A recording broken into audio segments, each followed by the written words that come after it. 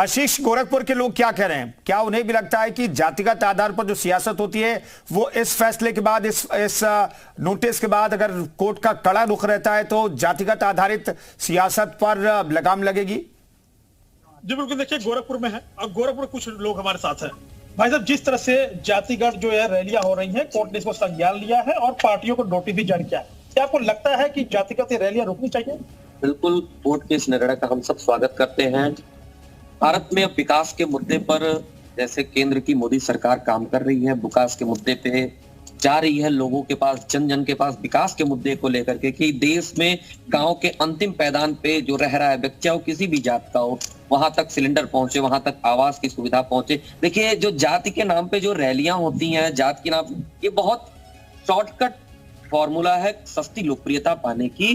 तो इसको बंद करके वास्तव में पब्लिक के वेलफेयर के लिए काम होना चाहिए और पब्लिक के हित में जब काम होगा, पब्लिक को जब क्या हम सर्व कर रहे हैं, क्या फैसिलिटी सर्व कर रहे हैं, इस पे जब राजनीति होगी तो मुझे लगता है कि हमारा देश जो सोने की चिड़िया कहा जाता था, फिर पुनः जैसे सेंट्रल गवर्नमेंट, मोदी जी की गवर्नमेंट और स्टेट गवर्नमेंट बिना भेदभाव के, बिना जातिवाद के सबको योजनाओं का लाभ दे रही है, तो उन मुद्दों को फेस करके बड़ा टफ हो जाएगा। क्या लगता है आपको, जिस तरह से जातिगत ये रैलियां हो रही है, कोर्ट ने संज्ञान लिया, भाई साहब क्या कहना चाह रहे हैं?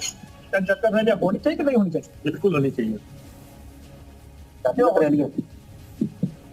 जातिगत रैलियां नहीं होनी चाहिए भाई, क्यों जातिगत रैलियां कराएंगे? चाहिए, बिल्कुल जातिगत रैलियां नहीं होनी चाहिए। और भी कुछ लोग हमारे साथ हैं। भाई साहब, जिस तरह जातिगत रैलियां हो रही है जगह जगह, कोर्ट ने संज्ञान में लिया है और नोटिस भेजा है नेताओं को, क्या कहना चाह रहे हैं? तो चुनाव जातिगत के मुद्दे पे लड़ा जाता है कि फलाने इसका है, फलाने इस धर्म पे है, उस पर चुनाव नहीं लड़ना चाहिए। चुनाव लड़ना चाहिए हमारे विकास के मुद्दों पे कि हमारे प्रदेश को क्या चाहिए, हमारे देश को क्या चाहिए। जैसे ठीक है आशीष, मैं लौटता हूं, एक बार फिर से लखनऊ का रुख कर लेते हैं। मयूर शुक्ला हमारे साथ मौजूद हैं। मयूर, आखिर राजनीतिक दलों को जातिगत आधार पर सम्मेलनों और रैलियों की जरूरत क्यों पड़ती है? जरा लोगों से पूछिए, क्या राजनीतिक दलों को यह लगता है कि भाई जातिगत आधार पर अगर आप सम्मेलन करेंगे तो वो उस जाति के लोग आपके साथ ज्यादा जुड़ जाएंगे? हाँ बिल्कुल, देखिए लोगों से ही जान लेते हैं कि जातिगत जो सम्मेलन पार्टियां करती हैं, क्या जरूरत पड़ जाती है, क्या वजह होती है। उनको लगता है कि जातिगत अगर सम्मेलन करेंगे तो उस जाति के लोग उनके साथ जुड़ जाएंगे, क्या उनको लाभ होगा इससे? पूरा विपक्ष जातिगत जनगणना की बात क्यों कर रहा है, उससे क्या लाभ होगा? हकीकत है भाई साहब, आपको पता होना चाहिए इस टिकट किस आधार पे बांटा जाता है। चौहान कितना है, कुर्मी कितना है, यादव कितना है, ब्राह्मण कितना है, क्षत्रिय कितना है, मुस्लिम कितना है, इसी आधार पर टिकट बंटता है चुनावों में। और उसी आधार पर हमको लगता है ये मेरा भाई खड़ा हुआ है, ये मेरी जात का है तो हम इसको वोट देंगे, एक जातीय समीकरण बनता है। अगर जाति की आवश्यकता नहीं तो सुप्रीम कोर्ट ने ये बात क्यों नहीं कही कि जाति जनगणना की भी कोई आवश्यकता नहीं है? और जो भी मांग कर रहा है इस तरीके से गलत मांग कर रहा है, नहीं होना चाहिए इस तरीके से। क्या आवश्यकता है आपको? आप चाहते हैं, आप बोलते हैं कि लोकतंत्र में क्या बोल रही है विपक्षी पार्टियां कि जिसकी जितनी जनगणना, जिसकी जितनी हिस्सेदारी उसकी उतनी भागीदारी। राहुल गांधी घूम घूम के पूरी पार्टियों का क्या प्रचार कर रहे हैं, पूरे गुजरात में, पूरे महाराष्ट्र में, हर जगह पूछ रहे हैं भाई तुम्हारे कितने लोग हैं, यानी तुम्हारी जाति के कितने लोग हैं, कितने लोग हैं। आप बताइए, आप ये चीजें प्रभावशाली होती हैं क्या? जाति को लेकर ही अगर मैदान में उतरा जाए, विकास के मुद्दों की बात ना किया जाए तो वो ज्यादा इंपॉर्टेंट है कि ये ज्यादा इंपॉर्टेंट? देखिए साहब, जातीय व्यवस्था जो है हमारे देश में, हमारे देश नहीं, मैं समझता हूं कि पूरे दुनिया की देश में एक अपनी व्यवस्था को संचालित करने के लिए, अपने परंपरा को जोड़ने के लिए, अपना पारिवारिक व्यवस्था का निर्माण करने के लिए किया गया था।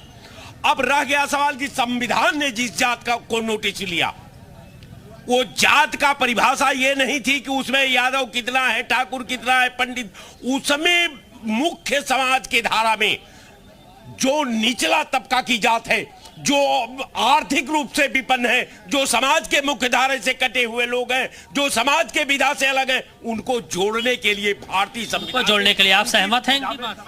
एकदम सहमत है। सबसे बड़ी बात है कि जो अभी हमारे दोनों भाई बोले हैं ये सही बोले हैं, जात, लेकिन जात को क्यों अब बोल रही सुप्रीम कोर्ट ने? इससे पहले बोलना चाहिए था कि जात आधारित नहीं होना है। कोई भ्रष्टाचार मिटाने के लिए नहीं रैली करता है, कोई नौजवानों की शिक्षा की बात के लिए नहीं रैली करता है, केवल रैली होती है जाति रैली। तो जाति रैली में जो जो आपने बोला कि कानून में संशोधन क्यों नहीं हुआ, अब जाति जो है प्रबल है, कारण है कि कौन सी जात की क्षेत्र में ज्यादा है और उन्हीं को टिकट दिया जाता है। जात देख के सारे दल दे रहे हैं, कौन किसका कॉम्बिनेशन कहां बैठ रहा है, तो इन जातियों के आधार पे ही राजनीति कर रहे हैं। राजनीति में शुचिता पारदर्शिता होनी चाहिए, ये खत्म होके जात आधारित राजनीति हो रही है। जात आधारित राजनीति हो रही, जात आधारित राजनीति आप मानते हैं कि सही है समाज के लिए? नहीं, बिना जाति के तो हिंदुस्तान है ही नहीं है।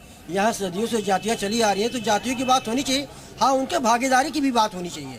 अब भागीदारी की बात नहीं हो रही, इसीलिए जाति की जातीय सम्मेलन होते हैं, जातीय रैलियां होती हैं, ये कोर्ट ने कहा है कि बंद होना चाहिए। नहीं, ये तो भाई कोर्ट का सम्मान करते हैं हम, लेकिन जाति रैलियां अगर नहीं होगी तो समाज कैसे जागेगा, ये कोर्ट को बताना पड़ेगा। जातीय रैली होंगी तभी समाज जागेगा। जातियों का अगर रैली नहीं होगा, उनके समाज के लोग नहीं आएंगे तो कैसे जागेंगे? अब समाज का सम्मेलन भी तो हो सकता है।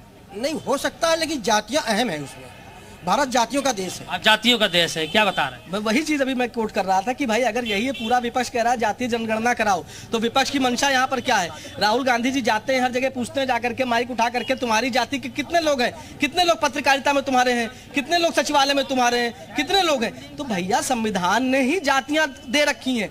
मेरी जाति अगर एक विशेष जाति है तो मुझे आरक्षण मिलेगा, मेरी जाति अगर एक विशेष जाति है तो मेरा फॉर्म फ्री हो जाएगा, भले मैं करोड़पति का बेटा हूँ, उससे फर्क नहीं पड़ता। मेरे पिताजी सांसद हो, मेरे पिताजी मुख्य सचिव हो किसी प्रदेश के, लेकिन अगर मैं एक जाति विशेष से हूं तो मेरा फॉर्म फ्री हो जाएगा, मुझे प्रमोशन में आरक्षण मिलेगा। और भले मैं क्यों ना एक रिक्शा चलाने वाले का बेटा हूं, लेकिन अगर मैं एक जाति विशेष से आ रहा हूं, पंडित ठाकुर हूं, तो मुझको पूरा पैसा देना पड़ेगा, भले मेरा पिता भीख ना मांगता हो, लेकिन ये जाति व्यवस्था। ठीक है, पीयूष भी हमारे साथ मौजूद है गाजियाबाद से। मयूर, में लौटता हूं।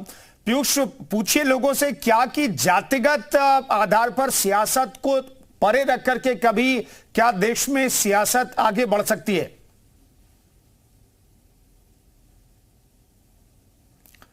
चलिए, पीयूष से आगे हम बातचीत करेंगे। गोंडा के एक बार फिर से हम रुख कर लेते हैं, हमारे सहयोगी अतुल यादव वहां पर मौजूद हैं। अतुल, पूछिए लोगों से क्या कि जातिगत आधार पर सियासत जो होती रही है उसे कभी सियासत से अलग किया जा सकता है क्या? तो ये जातिगत सियासत होती रही है, क्या इसको राजनीति से कभी अलग किया जा सकता है? का एक कारण भी है, जो पुराने नेता थे ये जातीय राजनीति करते थे। धर्म के वर्तमान का दौर जो है कि बेरोजगारी, महंगाई, ये सब मुद्दे हटके धर्म के नाम पे, जात के नाम पे वोट मांगा जा रहा है, जो कहीं ना कहीं देश के लिए अभिशाप बनता चला जा रहा है। क्या लगता है कि जो जातिगत राजनीति है या जो ये खत्म होगी राजनीति से कभी? बिल्कुल, अगर इच्छा शक्ति प्रबल हो तो बिल्कुल ही वो खत्म हो सकती है। अगर चुनाव आयोग इस रैलियों पे इस तरीके से जातिगत चीजों पे रोक लगाएगा तो चुनाव आगे चल के सकारात्मक लोकतंत्र का विकास होगा, जहां हम अपने राजनेता को मुद्दों के आधारित पे वोट देंगे और मुद्दों के आधारित पे हम चुनेंगे कि जो उनके जनहित के मुद्दे होंगे उसके आधारित पे जनता के समक्ष वो जाए और वोट मांगे और लोगों को बीच में उन सारी चीजों को लेके आए जिससे जनता एक सकारात्मक। आपको लगता है कि जातिगत सियासत करना चाहिए पार्टी? जातिगत सियासत करना गलत है, क्योंकि आप तो चुनाव होता है तो आप मुद्दों पे रहिए, आप विचार पे रहिए। आपने अपने देश में जितना विचार किया है आप विचार करते नहीं है। आप जातिगत, अगर आप पांडे है, यादव है या मुस्लिम, आप अपने बिरादरी को लेके चलते रहते हैं, तो ये बिल्कुल भी गलत है। आप अपने तो आपका विचार उसको लेते चलिए, आप युवाओं को साथ लेते चलिए। आप देखिए हर पेपर लीक हो जाता है, बेरोजगार है, तो अब बात ही नहीं हो रहा पड़ता है ये सियासत चुनाव में। ठीक है, ठीक है, तो मैं लौटता हूं। आशीष हमारे साथ मौजूद हैं। आशीष, दरअसल दलों की जातीय सोच को लेकर के तो पाबंदी लगाई जा सकती है, लेकिन लोगों को की भी जातीय सोच होती है कि मेरी जाति का अगर प्रत्याशी खड़ा है तो उसके फेवर में वोट किया जाए।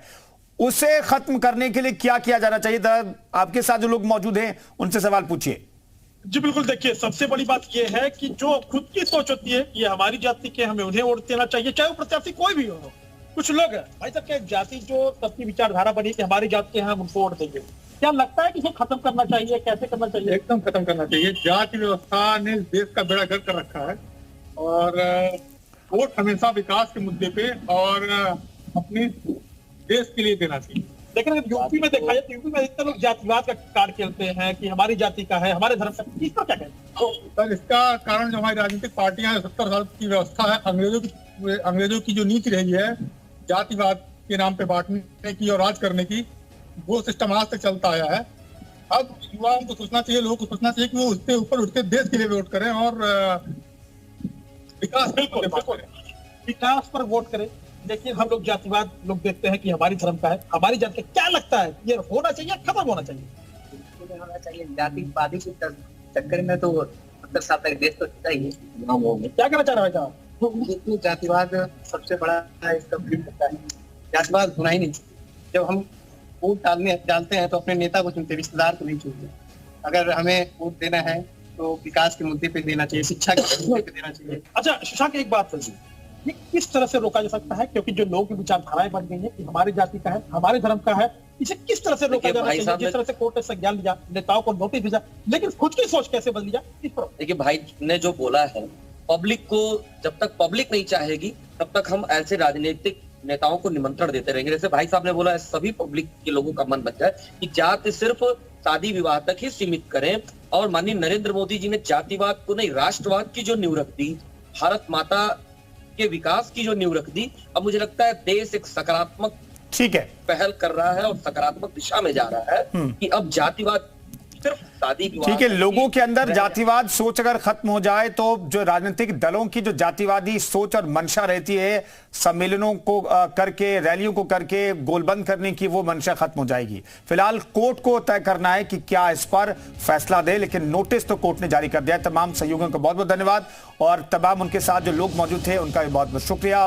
उनकी राय हमने आप तक पहुंचाई। फिलहाल इस खास पेशकश में इतना ही, रुकेंगे एक छोटे से ब्रेक के लिए।